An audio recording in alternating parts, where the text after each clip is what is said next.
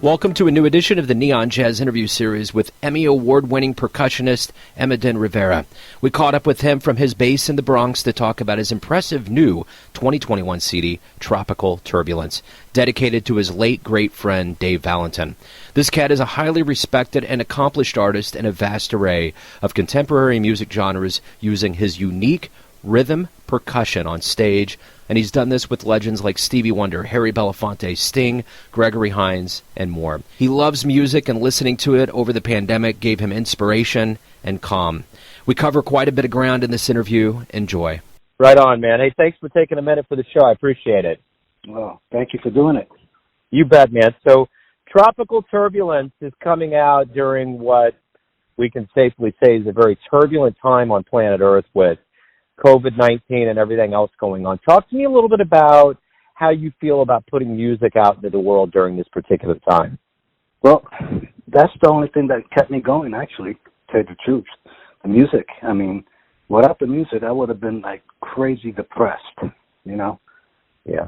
I listen to music 24/7, and music is life. I mean, what else can I say? That's what kept me going all along, was the music, listening to music. Playing music, practicing every night at the house, you know, keeping the brain occupied. I think that's kind of an anthem for this entire pandemic. I mean, we talk about frontline workers, and I don't want to take away from all of the, you know, frontline workers that exist in healthcare and food service and all of that. But man alive, artists from visual to auditory to TV and film, if we didn't have that, this would have been an inordinately dark time in our history. Yeah, I agree, definitely. I don't understand how some people could be without it, actually. You know, I would go to let's say a restaurant or a venue someplace where they're eating and there's no piped in music, it's like, and I would say to my kids, okay, what's missing here? And they would look at me and say, music. I say, you're right. While you're working, whatever you're doing, you're driving, whatever you're doing, you have to listen to music. It relaxes you. It's just everything. It's life. It's life for me. You know, I was talking to somebody the other day about, you know, dementia and Alzheimer's patients, and there was a viral video that came out of a jazz musician who had Alzheimer's, and he heard one of his songs, and they wanted him to play the keyboard, and he just immediately went back into that chamber in his brain and picked it right back up. And it happens a lot. I mean, music therapy is a big, big thing, and if you can go back to that happy place, man, you're golden. Yeah, that's correct. Music heals people, you know. Certainly does. It's a necessary. I know it is for me. You have a power lineup on here. You have so many esteemed cats that are on here. I can just tell by listening through this several times, you guys were having a really good conversation. You were having a great time, and it did sound like it was a therapeutic meeting of music minds. Yes, we did. Now, if you notice, I'm playing percussion kit. Are you familiar with that? A little bit, yeah. It's a way of playing drums and congas simultaneously. So for this record, that's what I wanted to do. That's what I wanted to show, that you're able to play congas and drums at the same time. And I had a problem with the text, because they were like, nobody's going to know you're playing all that at the same time. And I said, I understand that, but I easily could do the record like everybody else does it. You know, they lay down the congas, then they'll lay the drums down, then they'll lay the shakers, and they'll do the whole routine, and it'll sound great. But for my record, for my first record under my name, I wanted to do it the hard way.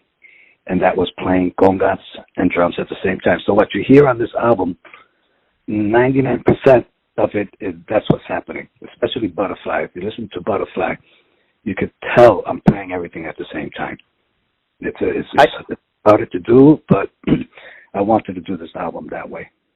I could, and it's great you did illuminate that, and I'm glad that the listener is going to understand that, because I was like, it's kind of like the beginning of Panama. You're like, is Alex doing that? You know, is that like, because there's a lot of percussion going on. You're like, how is that happening? So yeah, I could tell that it was pretty heavy in the beginning. You know, in the liners, you specifically dedicate this album to the memory of Dave Valentin. Talk to me about the first big break he gave you. What was that? Well, Dave was, back in the day, he's from the Bronx. I'm from the Bronx. We're all here. He was the first person to give me like a gig, like a real gig. You know what I'm saying? Like a gig, a noticeable gig. He was the first one to give me that opportunity. His percussionist, which Rafi De Jesus, I think his name was, he passed away. He went out to play with Eartha Kitt or somebody like that. So he asked me if I could sit in for him, and I did. That's how I started playing with Dave. He's a beautiful person. He, he was a beautiful person. He's passed. But he was down to earth, always giving people opportunities to play, No attitude, great personality. So I dedicated this record to him. And if you notice, there's a lot of flute players on it. Talk to me a little bit about how the seeds of not only music, but jazz got into you to make you into the musician you are today.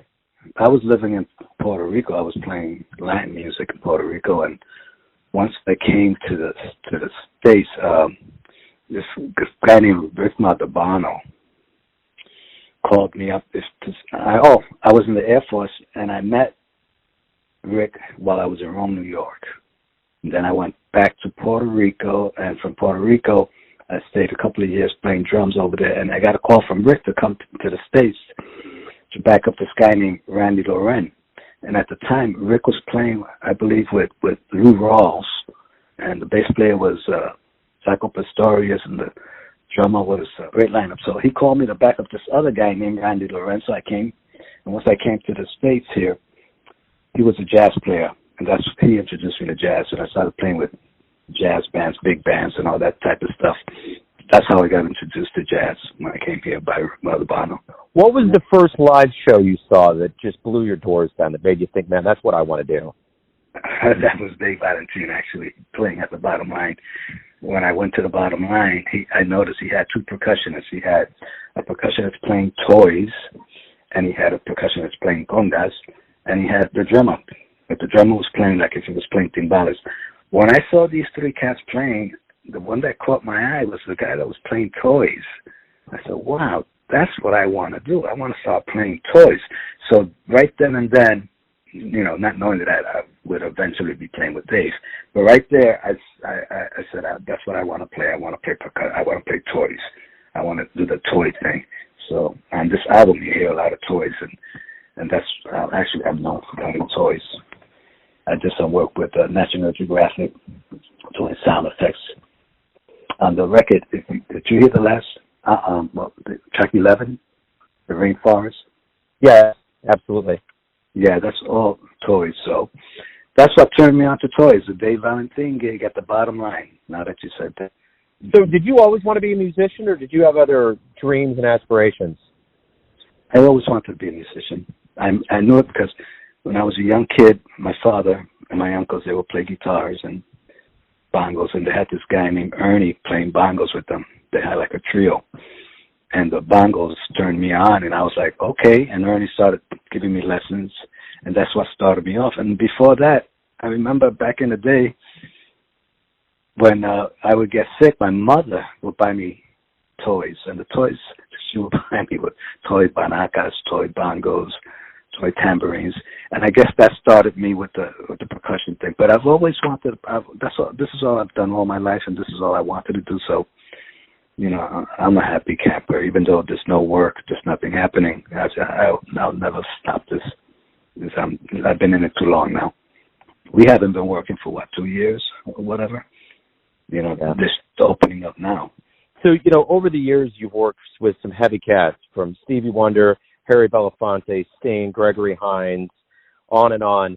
What have you learned from these heavy names and heavy people in the industry that have in turn helped you teach younger players that are around you? I'll tell you a story about Harry Belafonte.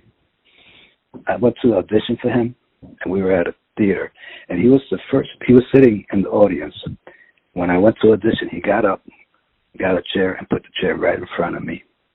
Which I've done auditions before and never has anybody done that. He came, put a chair in front of me, sat down, he looked at an instrument. He said, pick up that instrument and play something for me.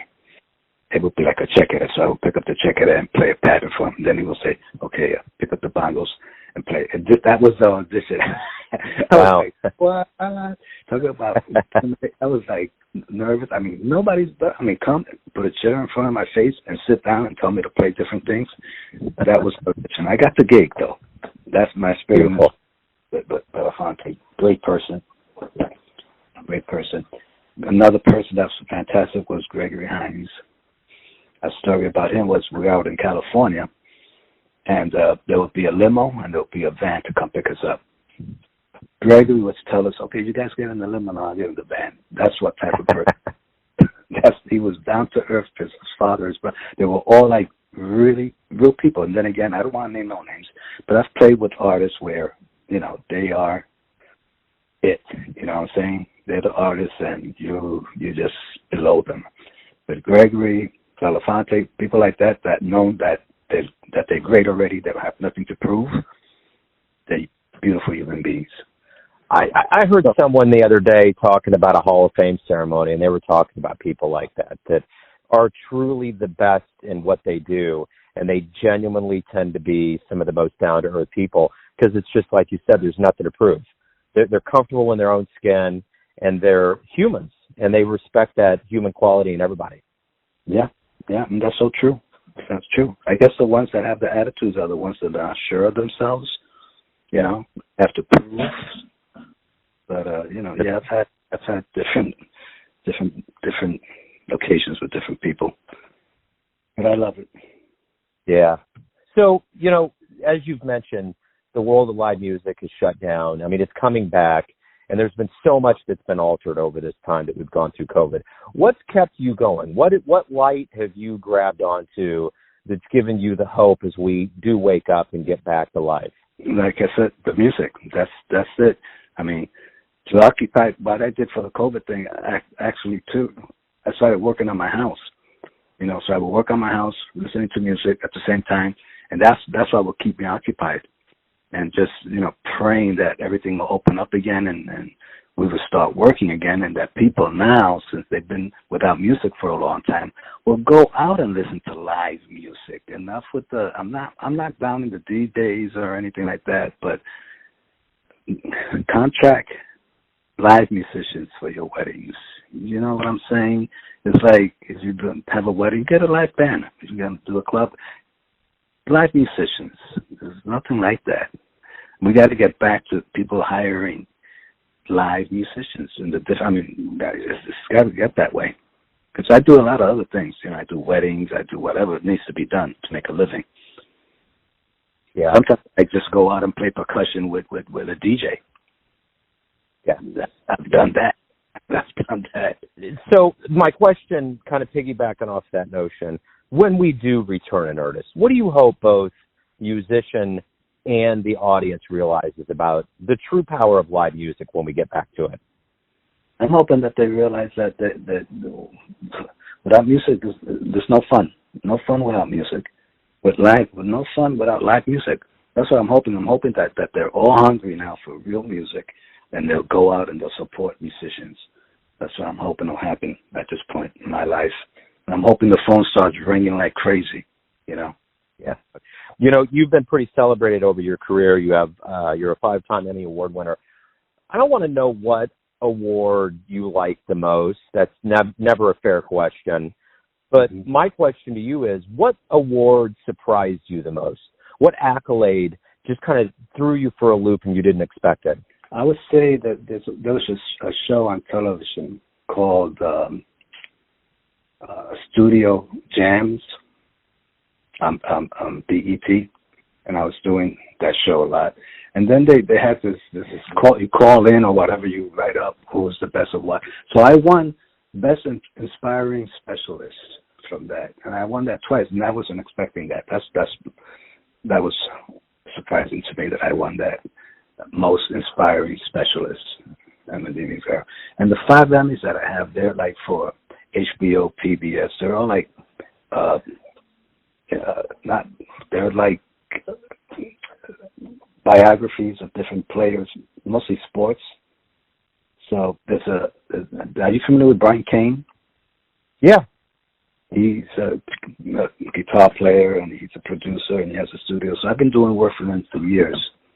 And I walked into the studio one day. He has so many awards all over the place. And I said to him, Brian, what do I need to do to get one of these things? And he looked at me and said, what, you don't have any? I said, no. He said, you're on half of these things. I said, what? He said, yeah. So all this time that I've been recording him, he's been using my stuff on different things, you know. So he sent me 5, and I'm waiting to get some more. But that's how I got my answer. If I didn't say anything to him, I would have never got him. But I worked all the PBS and CBS, HBO, all the stuff he's been doing for them. He was using my stuff. Wow. That's wild, man. So let's say you have a dream tonight and you run into your younger self around the time that you were going to become a professional and start going after it. And you could give yourself one piece of advice based on what you've learned through all of your years. What would you tell your younger self? Realize where you're at the time. Because when I was starting this thing, I didn't have a clue when I came to New York who I was playing with, you know, who the cats were. In other words, I didn't know. I mean, Harry Belafonte. I didn't know all these great people. I didn't really know who they really were. You know what I'm saying? So I think I wasn't really 100% ready. But for the young kids out there, know where you're at and know who you're playing with. You know, appreciate it and give it all you have. But I got in, but I really, at the moment, I thought I wasn't ready for any of that stuff. And now I realize, you know what? The gigs that I let go, I should have never let them go. I should have stayed with them. Because in this business, they'll call you maybe twice. After that, they don't call you again. I got a call to do Monsieur Parker, and I was auditioning for Al Di Meola at the same time. And I told Monsieur that I couldn't go because I was getting ready to do a tour with Al Di Meola. And I learned a big lesson. Never let a recording session go thinking that you might have a tour coming up with somebody else. Long story short, I didn't get the tour. So I lost a recording session with myself, and he never called back to do anything. So that's another thing. If you have something real, stay with it. If somebody calls you for an audition or whatever, a record, and the other thing is not 100%, go and make that money. Make that money, because I was big time. Messi never called me back, and I was never on his record. And I never did the Al Di Meola tour. I did a tune with him, but I never did the tour because he had his own percussionist that he's had for years, and I guess they had a little falling out, and then they got together again.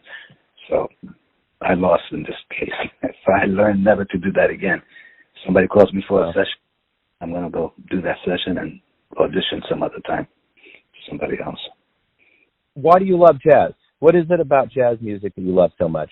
I love all music. I love jazz. I love Latin. I love rock. I love everything. I'm not just a jazz. I love everything. I mean, jazz is an improvisation. You're improvising all the time. I love that. You know, that's what it is. It comes out of your soul. But I love all sorts of music. I play all sorts of music. So let's say when, you know, everything kind of opens up, you do come to Kansas City and you do play Tropical Turbulence, and you do kind of have to sell this show. There's, you know, people are going to have options of live music that they can see, but you can tell people right now what to expect from a live show featuring this album. What would you say?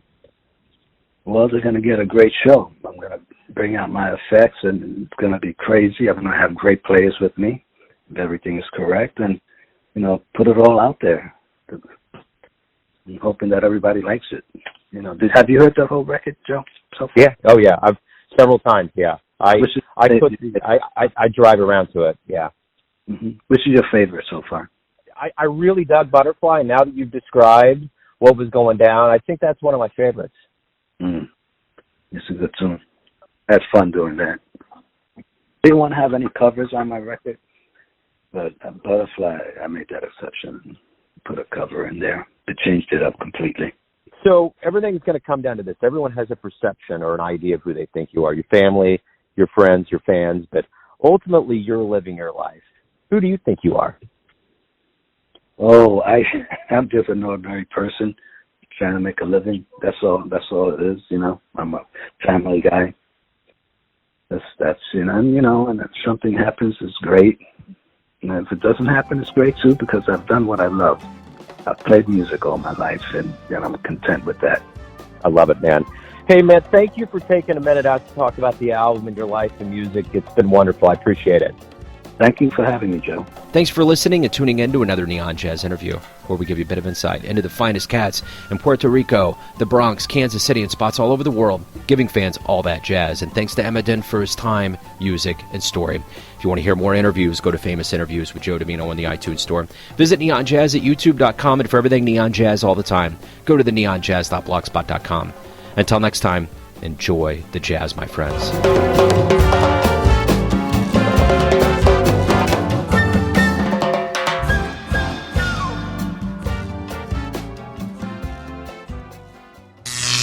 Neon Jazz.